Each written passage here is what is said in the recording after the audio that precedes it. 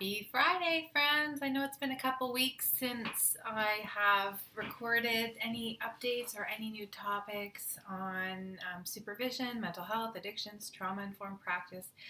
I've just been going with the flow and have not had the ability to sit down and reflect. So I tried actually to record this video on Wednesday, and it just went horribly wrong. I was really in my head and worried about if I was saying the right thing. I think it's because today I had planned to talk about a topic that is really close to home for me, and hopefully will help other people that are in the same situation. So I hope that I think I'm a bit grounded today to talk about this. Today I want to talk about the phenomena of a MIPP, and it's something that recently I've been looking a lot into, and it's been my own development, my own process that I've gone through in recent years. So first of all, what's a MIPP? I think it's kind of cute that there's a terminology for it. Certainly, I don't know if it's actually a research-based terminology or if it's something that I just found on the internet, on Facebook, on YouTube. A MIPP stands for a mom in private practice. So it really has to do with the whole phenomena of being a therapist, having that identity, and then all of a sudden have the phenomena of giving birth and having small children and raising children while being a therapist. And so MIPP stands for Mom in Private Practice, as I said, but it also could really relate to any mom out there who is also a therapist. And so, maybe this is something that you as a mom and a therapist have already worked through. Maybe your kids are older or maybe they're adults. For me, it was something that I had to go through, recently, and it's something that I think has impacted my therapy practice, my counseling practice, has impacted my own healing journey.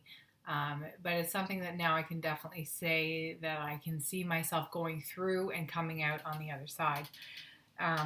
So basically, my own journey with being a mom and a therapist started, I guess, 4 years ago when I gave birth to my oldest daughter,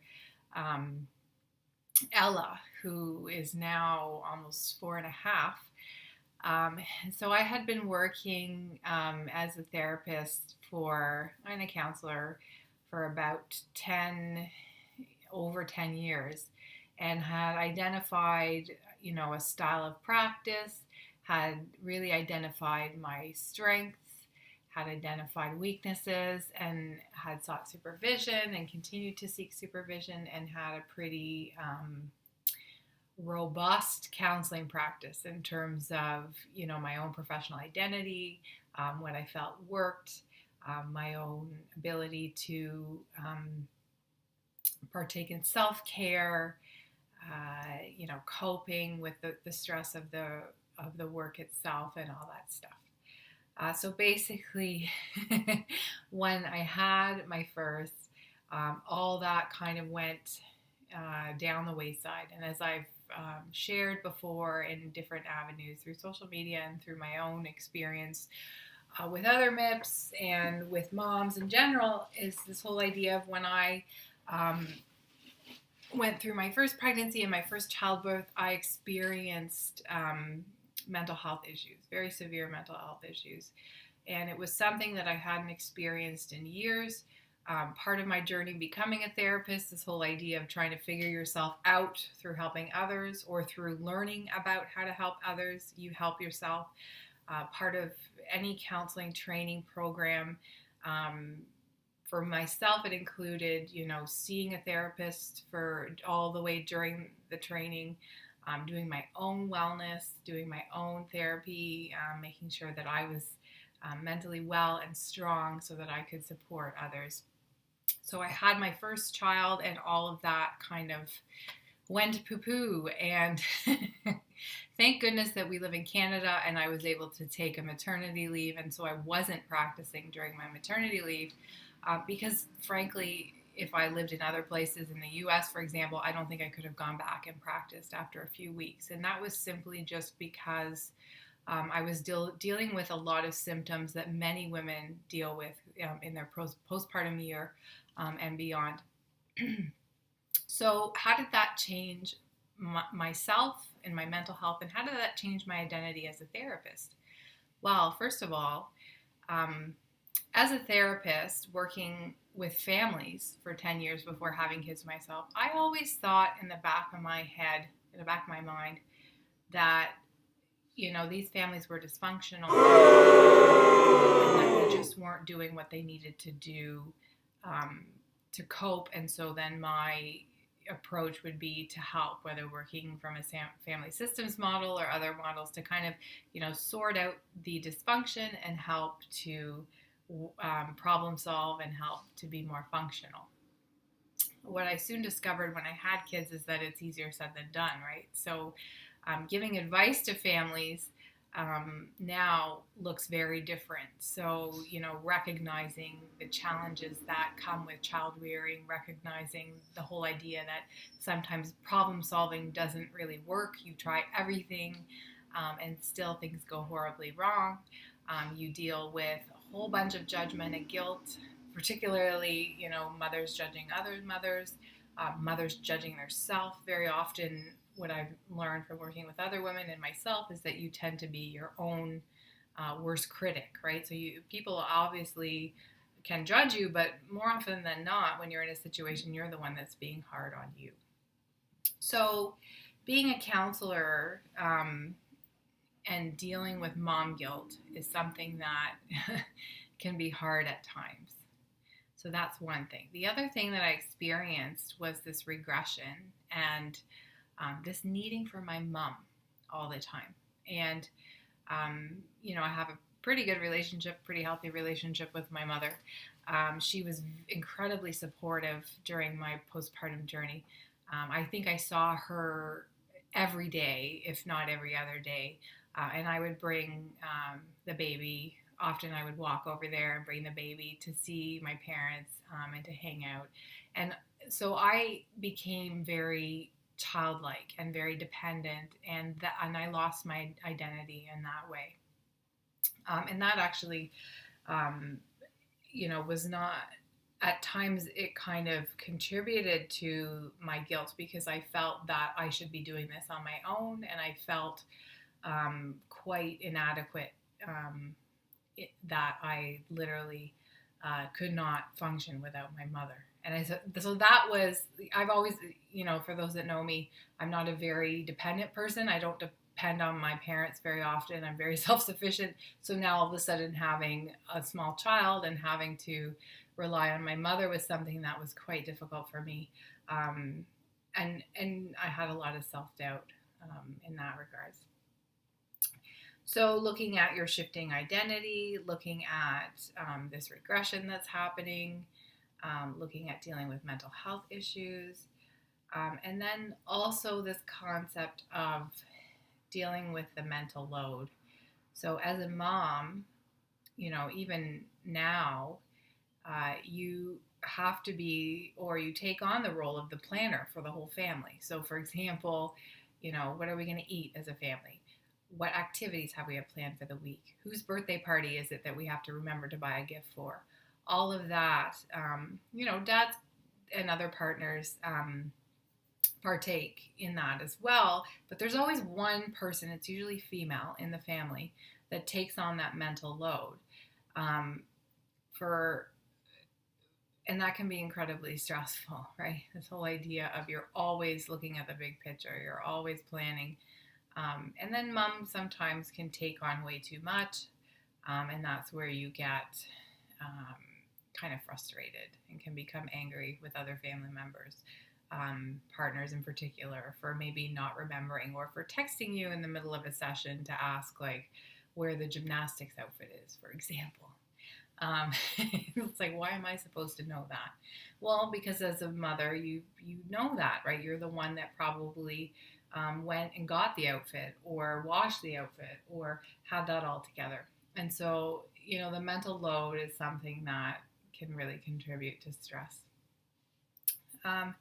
This whole idea is something I like to call the caregiver 2.0. So caregiving never stops. So before I had kids, you go to work and you have a particularly heavy clinical day and you come home and you can do the things you need to do to take care of yourself, right? So you can take a rest, maybe have some downtime for half an hour, maybe go to the gym and work out your stress through exercise, maybe talk to your spouse or whoever, a friend, about a typically difficult day. Maybe not obviously sharing information or details, but just saying, I had a really rough day and I need to hang out right now, or I need some space, whatever your process is, right? So that was something that I could do before.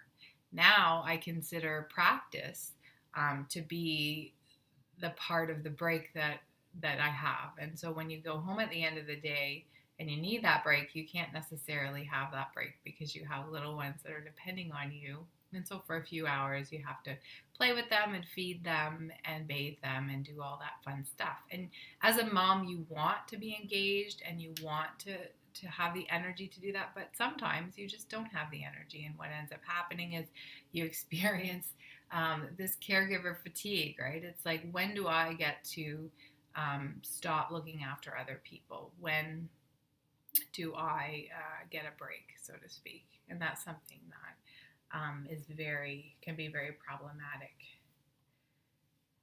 So some of the things that I've learned in terms of now shifting my identity from a counselor to a mother in private practice, or a mom counselor, or a MIPP, is this whole idea of not needing to be the problem solver, not needing to take on the mental load, deferring responsibility, allowing other people to help you, allowing it to be okay that you might often be seeing and relying on your parents more than you did when you were in a double income, no kids situation where you were kind of traveling all over the world and having fun.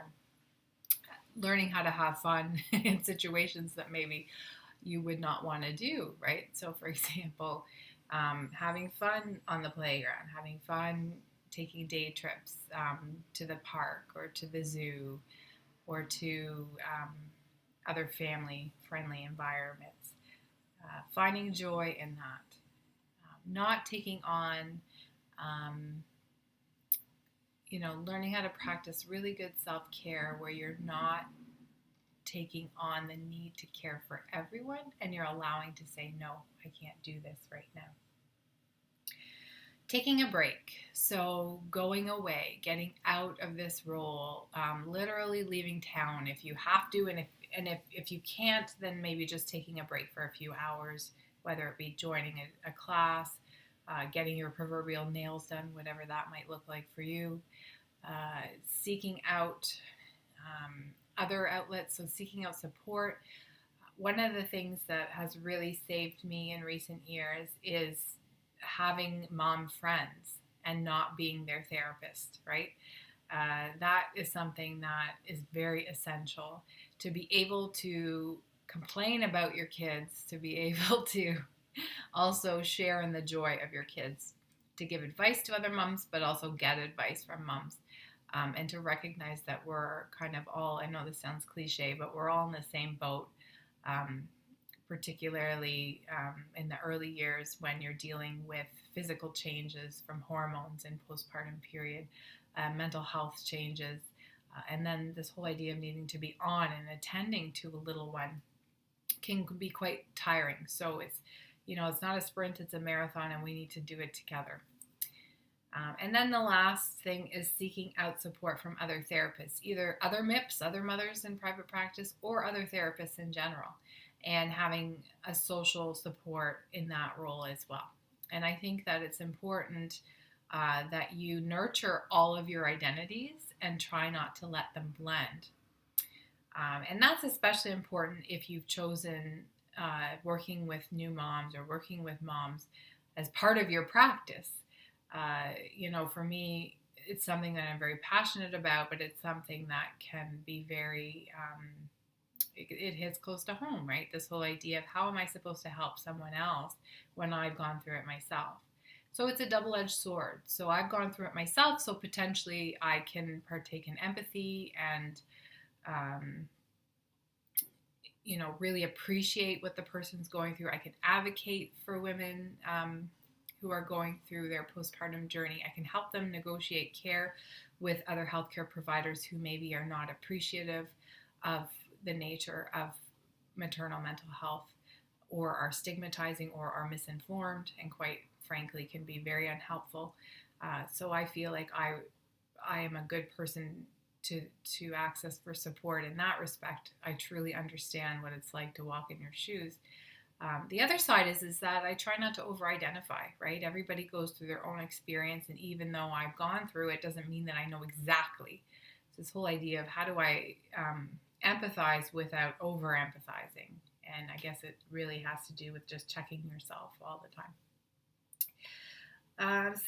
And so those are some of the things that I've come up with in terms of coping with this new identity and trying to move forward in a way that is helpful for myself and also for clients and for supervisees. So that's what I have to talk about today. I hope that it was helpful to you. Again, if you're interested in checking out my website, please do. If you want to learn more about me, it's www.paulineobrienrp.com, or I'm on Facebook at Pauline O'Brien RP. RP stands for Registered Psychotherapist. I am one in the province of Ontario, Canada. Have a great weekend. Have some fun with your babies. Hold them close, hug them, and embrace all the chaos that is being a mom in private practice.